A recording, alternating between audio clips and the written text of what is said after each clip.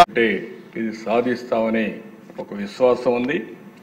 గడిచిన 14-19 5 సంవత్సరాల కాలంలో CAGR అంటే 5 సంవత్సరాల ఆవరేజ్ తీసుకుంటే 13.5% మనం గ్రో అయ్యాం. 14-19 కంటే కూడా 1.5% ఓవరాల్గా గ్రో కావాల్సిన అవసరం ఉందని కూడా నేను మీకు తెలియజేస్తున్నా. ఇక్కడ చూస్తే అధ్యక్ష 15% గ్రోత్ సంవత్సరం 308 లక్షల కోట్ల రూపాయలు GSDP contribution, per capital income 55 లక్షలు, మ్యాక్రో టు మైక్రో అప్రోచ్. ఇక్కడి నుంచి రాష్ట్ర స్థాయి నుంచి అన్ని డిపార్ట్మెంట్ల నుంచి లాస్ట్ మైల్లో ఫ్యామిలీ వరకు ఇంటిగ్రేట్ చేయాలనేది ఇందులో ప్రధానమైన లక్ష్యం. నెక్స్ట్ ఇక్కడ చూస్తే అధ్యక్ష మీకు ఒక ఐడియా, నేనేదో 20 సంవత్సరాలకు 23 సంవత్సరాలకు ఏం జరుగుతుందో చెప్పడం లేదు. ఇప్పుడు కూడా మీరు ఒకసారి చూసుకుంటే 23-24 అగ్రికల్చర్ అండ్ అలైడ్ 4,48,382 కోట్లు GSDP కాంట్రిబ్యూషన్, ఇండస్ట్రీ 3,19,809 కోట్లు, సర్వీస్ సెక్టర్ 5,47,335 కోట్లు, మొత్తం కలిసి 14,22,094 కోట్లు. మొత్తం పర్సంటేజ్ వచ్చి గ్రోత్ వచ్చి మీరు చూస్తే 8.6%.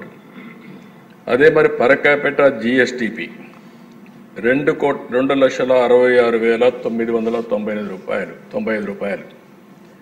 అదే ఈ సంవత్సరం 24-25 తెలుగుదేశం ఈ యొక్క NDA కూటమి అధికారంలో 9 నెలలు ఉంది. ఈ 9 నెలల్లో మీరు చూస్తే అగ్రికల్చర్ అండ్ అలైడ్ 5,12,482 కోట్లు పెరిగింది, ఇండస్ట్రీ 3,40,387 కోట్లు పెరిగింది, సర్వీస్ సెక్టర్ 6,12,045 కోట్లు పెరిగింది, మొత్తం కలిసి 15,93,062 కోట్ల రూపాయలు. ఇక్కడ గ్రోత్ రేట్ వచ్చి 12.02. పర్ క్యాపిటల్ ఇన్కమ్ మీరు చూస్తే 2,98,058 రూపాయలు. ఈ సంవత్సరం అంటే లాస్ట్ ఇయర్ కంటే 32,000 దగ్గర పెరిగే అవకాశం వచ్చింది. ఇక్కడి నుంచి మళ్ళీ మీరు చూస్తే 25-26కి 17% గ్రోత్ పెట్టుకున్నాం.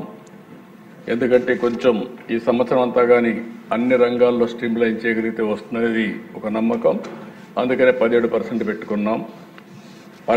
దానివల్ల GSDP 18,65,704 కోట్లు రావాలి. అగ్రికల్చర్, ఇండస్ట్రీ, సర్వీస్ ఏ విధంగా వస్తాయని కూడా పెట్టాం. 3,47,871 రూపాయలు తలసరి ఆదాయం. 26-27కి మీరు చూస్తే 21,67,606.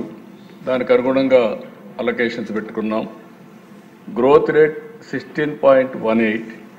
దాని మీద 4,03,178 రూపాయలు తలసరి ఆదాయం. 27-28కి వచ్చినప్పుడు 25,19,359 కోట్ల రూపాయలు GSDP. CR వచ్చి గ్రోత్ రేట్ వచ్చి 16.23. Per capital 4,67,795. 28-29 29,29,402 కోట్లు GSDP, 16.28 గ్రోత్ రేట్. అదే మరిగా పర్ క్యాపిటల్ ఇన్కమ్ 5,42,985. ఇది రాష్ట్రంలో ఉండే ఫిగర్స్. ఇవి మీ నియోజకవర్గాల్లో కొన్నిట్లో ఎక్కువ ఉంది, కొన్నిట్లో తక్కువ ఉంది. దానికి కారణం హిస్టారికల్గా వచ్చిన రీజన్స్. అక్కడ సోషియో ఎకనామిక్ పొలిటికల్ రీజన్స్ ఉంటాయి. దానివల్ల ఈరోజు ఆ పరిస్థితిలో ఉన్నాం. ఈరోజు మా బాధ్యత 2,60,995 నుంచి 4,67,790 5,42,905 రూపాయలు పర్ క్యాపిటల్ ఇన్కమ్ సాధించే బాధ్యత మాది. మీ నియోజకవర్గాల్లో మీకు ఇచ్చిన టార్గెట్ సాధించే బాధ్యత మీకు కూడా ఉంది. ఈ విషయాన్ని మీరు గుర్తుపెట్టుకోవాల్సిన అవసరం ఉంది.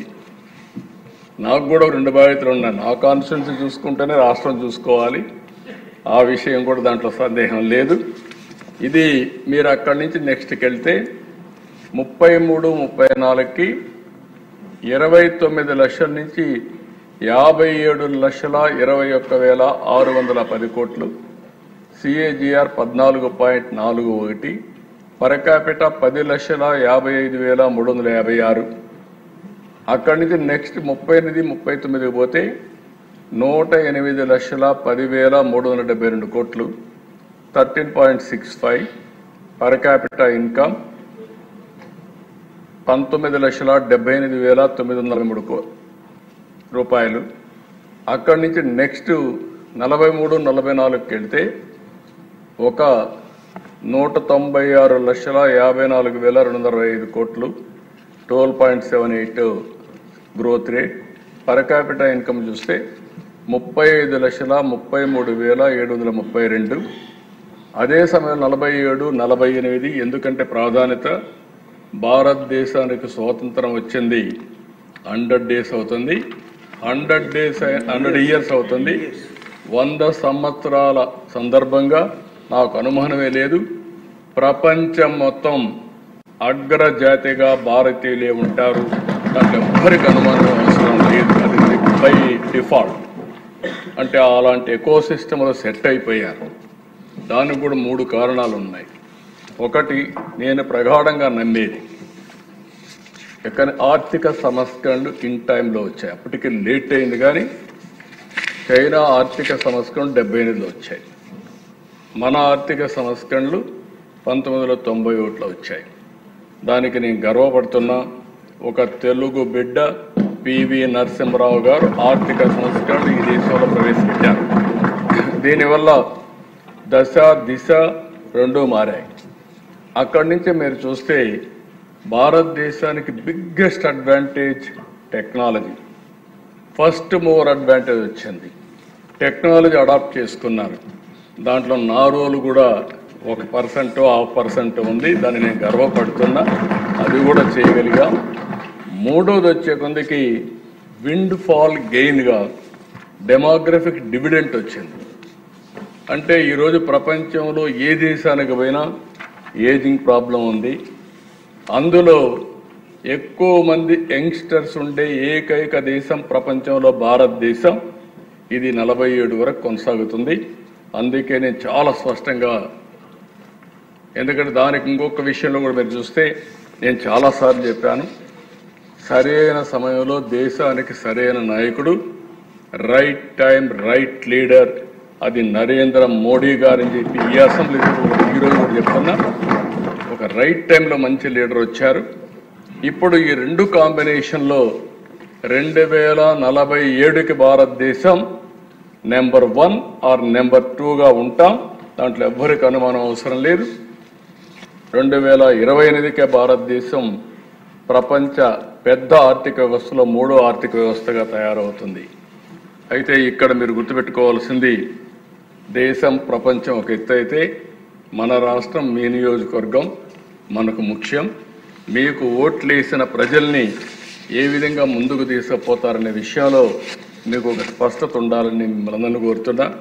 అందుకని ఈరోజు మీరు చూసినప్పుడు ఇది చాలా స్పష్టంగా చాలామంది అంటున్నారు ఇది అసాధ్యమని. ఎప్పుడైనా సరే అసాధ్యమైనటువంటి టార్గెట్స్ పెట్టుకొని ఒక నాయకుడైన ముందుకు పోవాల్సిన అవసరం ఉంది. ఈ లక్ష్యాలను సాధించడానికి నాయకత్వాన్ని కూడా ఎక్కడికక్కడ మనం తయారు చేసుకోవాలి. దాన్ని తయారు చేసుకోవడానికి కూడా ఈ ప్రభుత్వం సిద్ధంగా ఉందని చెప్పి నేను మీకు తెలియజేస్తున్నా. నెక్స్ట్, ఈ టార్గెట్స్ మీరు చూసినప్పుడు డెమోగ్రఫిక్ ప్రొఫైల్ మనం ఇప్పుడు 5,30,00,000 కరెంట్లని వేశారు. దానికంటే తగ్గాం, 5 కోట్లే ఉన్నాం. అయితే అది 5,80,00,000కు పెరగాలంటే పాపులేషన్ మేనేజ్మెంట్ ఉండాలి. అది కూడా నేను ఎక్స్ప్లెయిన్ చేస్తాను. అదే సమయంలో ఇప్పుడు 72% లిటరసీ ఉంది. దాన్ని 100% రీచ్ కావాలి. ఈరోజు మీరు చూస్తే 23, 24, 14,22,000 కోట్ల రూపాయల జిఎస్టిపి, అది 2.4 ట్రిలియన్ 305 లక్షలు కోట్ల రూపాయలు. Life expectancy as on today 70.6 సంవత్సరాలు ఉంది. అది 85 సంవత్సరాలకు పెరగాలని ఒక టార్గెట్ పెట్టుకున్నాం. అదే సమయంలో female labour force participation rate చూస్తే 45.8% ఉంది. అది 80% తీసుకెళ్లాలని. జెండర్ ఈక్విటీ ఒకటి, అదే మరిగా ప్రొడక్టివిటీ పెరగాలంటే ఓవరాల్గా డెవలప్మెంట్ కావాలంటే ఉమెన్ ఫోర్స్ని కూడా ఇన్వాల్వ్ చేయాల్సిన అవసరం ఉంది. వాళ్ళకు కూడా ఆ గుర్తింపు రావాలి, ఆ గౌరవం రావాలి. అందుకని చాలా స్పష్టంగా పెట్టుకున్నాం. ఇంకొక పక్కన ఏదైతే పర్ క్యాపిటల్ ఇన్కమ్ 55 లక్షలు, ఇంకొక పక్క అర్బన్ పాపులేషన్ తక్కువ ఉండే రాష్ట్రం మంది. ఆ అర్బన్ పాపులేషన్ 36% ఉంది. అది 60% చేరాల్సిన అవసరం ఉంది. అదే మరి అన్ఎంప్లాయ్మెంట్